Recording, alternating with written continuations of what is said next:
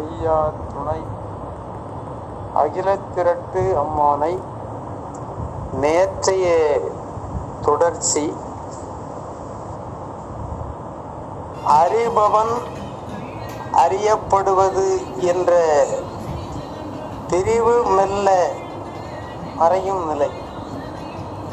நான் அறிவேன் என்ற எண்ணமும் ஒரு வகையில் அகங்காரத்தை உருவாக்கலாம்.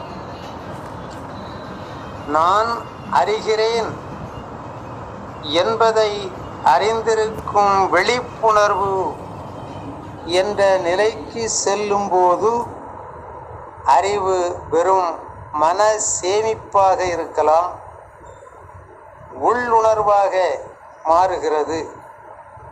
சுருக்கமாக, அறிவின் உச்சம் அதிகமாக தெரிந்து கொள்வது அல்ல, முழுமையாக விழித்திருப்பது.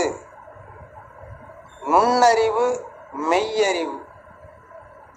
நுண்ணறிவு என்பது வெளிப்படையாக தெரியும் விஷயத்தின் பின்னால் இருக்கும் சிறிய காரணம், மறைந்த தொடர்பு, ஆழமான இயக்கம் ஆகியவற்றை கண்டறியும் திறன்.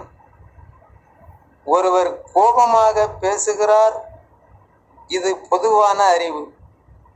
அவர் கோபமாக இருக்கிறார், இது நுண்ணறிவு.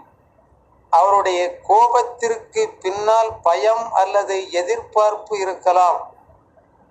அதாவது விஷயத்தின் ஆழ